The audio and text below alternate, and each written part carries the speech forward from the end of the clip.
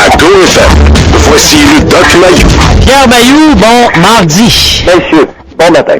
Monsieur Mayou, Pierre de son prénom, ça va bien? David Daigneault. Oui, ça va bien, docteur. Toujours aussi mal, merci. Nous sommes dans presque au milieu de la semaine sainte. Demain, c'est mercredi saint. Docteur, s'il vous plaît, je vous demanderai de pas sacrer dans les prochaines minutes. Nous allons parler de religion.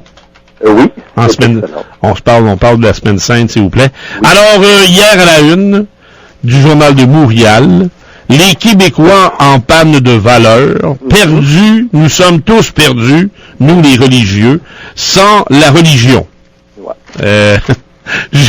J'ai un petit peu hâte de vous entendre là-dessus. Écoute, un Québécois sur deux croit que sans la religion, nous sommes perdus. Oui. Nous avons perdu une partie de notre identité culturelle. Mm-hmm. Ben oui. Wow! 51%. Hey, la tribu. Oui, docteur. Oui. Avons-nous vraiment perdu quelque chose en délaissant la religion? Là est la question. Ben là, écoute. 1 sur 2. Non, mais à nous trois, là. Croyons-nous vraiment que nous avons perdu quelque chose? Monsieur, je vous écoute. Ben, moi, personnellement, je ne changerai pas mon discours parce que je vous parle, docteur. Personnellement, je suis un croyant, OK? J'ai pas honte de dire que je crois. Je suis un non-pratiquant, par contre, je vais très rarement à l'église parce que pour moi, la croyance, ça ne se résume pas à aller m'effoirer église.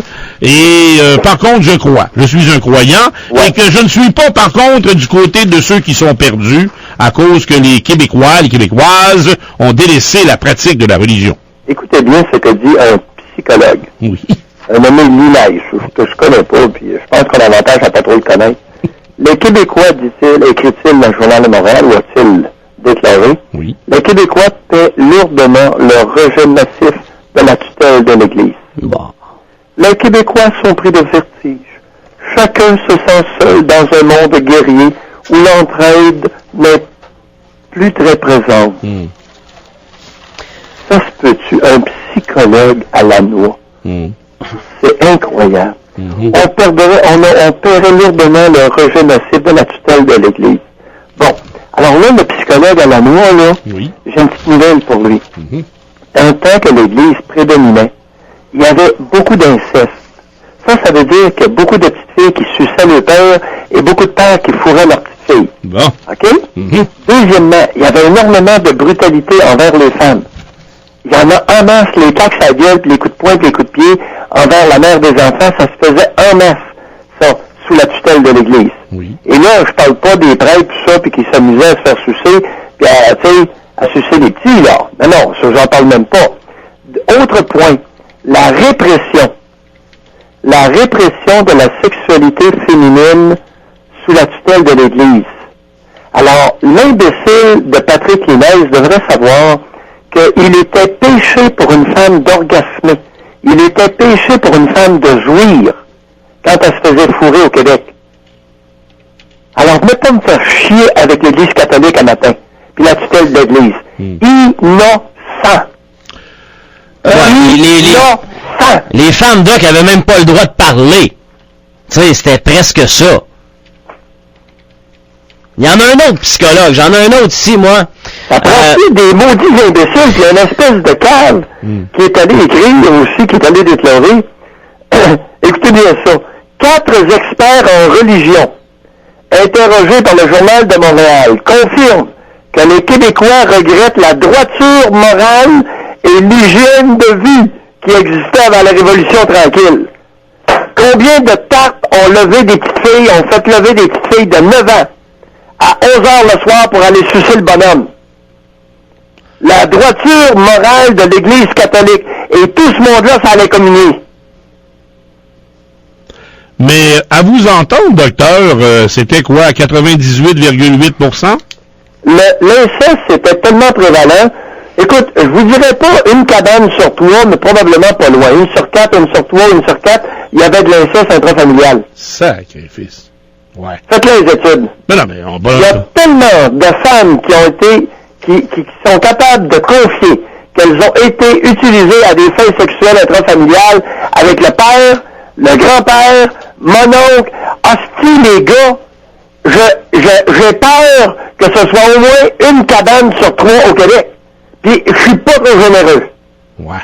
On découvrirait que c'est 1 sur 2, puis je serais pas surpris.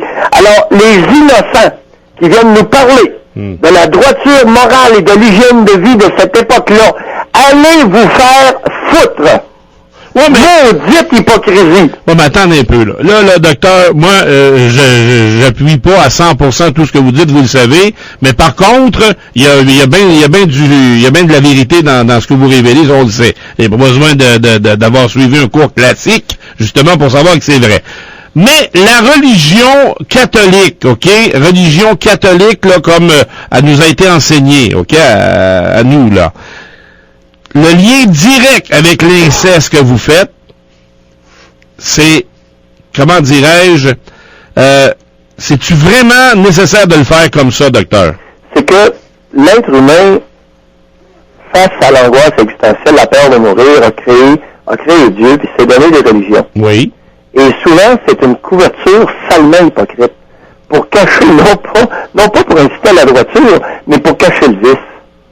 Alors, la religion est perpétuée par les femmes. Il faut être bien conscient que les religions, c'est une affaire de femmes. Hein? Bon, ok, d'accord. Jésus-Christ est une femme, d'accord? Jésus-Christ est un homme féminisé, un homme châtré, un malade psychiatrique, et qui a été récupéré par une gang de féminisés. D'accord. Alors, la religion est une affaire de femmes et d'hommes châtrés. C'est pour ça qu'il y avait une jupe. Oui, continuez. Oui.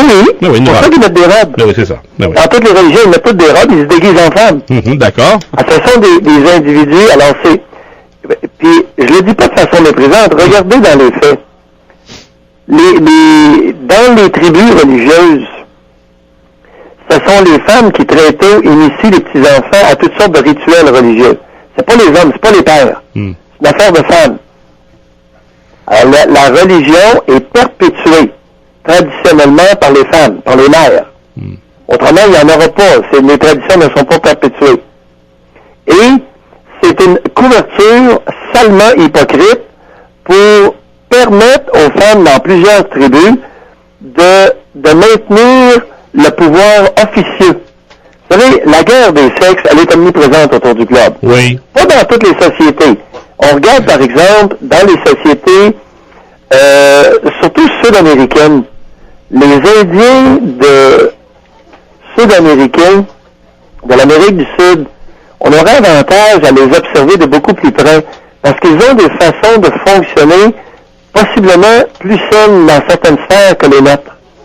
Surtout au niveau des rapports entre les individus. Et toute cette domination qui souvent dans les tribus sud-américaines n'existe pas.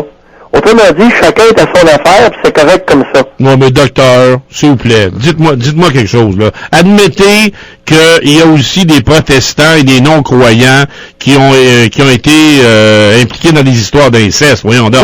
Oui, c'est pas ça. Je ne dis pas que la religion incite. Je vous dis. Oui. OK? Parce que ils prennent la religion comme étant un élément de droiture morale et d'hygiène de vie. Fuck you, asti, c'est de l'hypocrisie. Ça. Alors ça, c'est se draper de drap, de vertu, alors qu'en dessous, on fourre la petite. Oui, ça c'est sûr. C'est ça mon point. Oui, d'accord. Levez-le, votre calice de drap de vertu. Bon, d'accord. Et vous allez voir qu'en dessous, ce n'est que de la cochonnerie, les gars. Cessons d'être hypocrites. Cessons de nous draper et de nous faire à croire que nous étions plus vertueux avec la tutelle de l'Église. Fuck you! C'est pas vrai! C'est un mensonge épeurant. Vous perdez toute votre crédibilité lorsque vous affirmez des idioties comme ça face aux générations qui suivent. Réalisez l'impact de votre turpitude.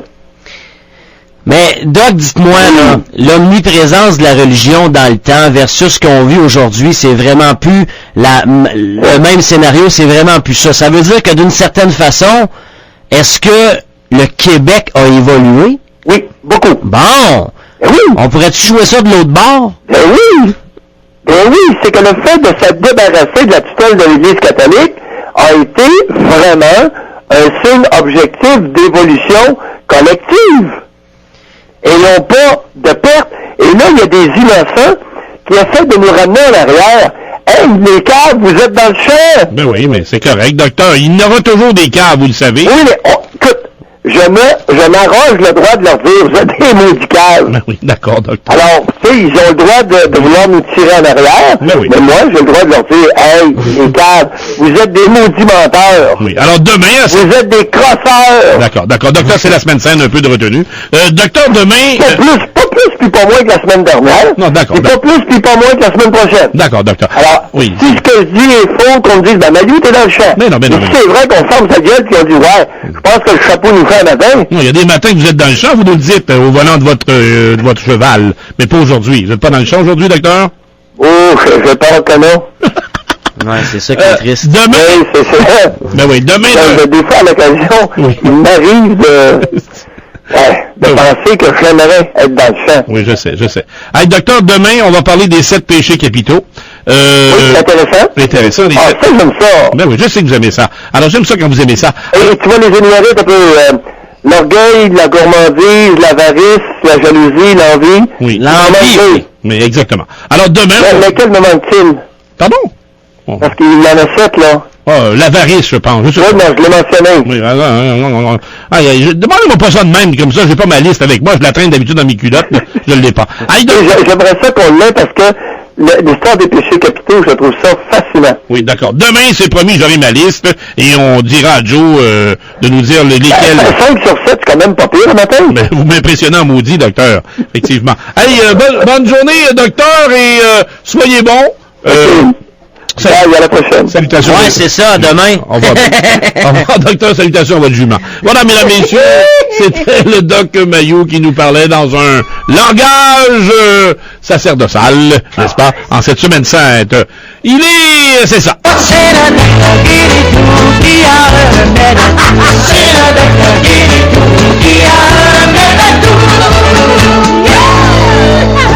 Le Doc Mayou, du lundi au vendredi à 8h05 et 17h45 à GoFM, Latitude Rock.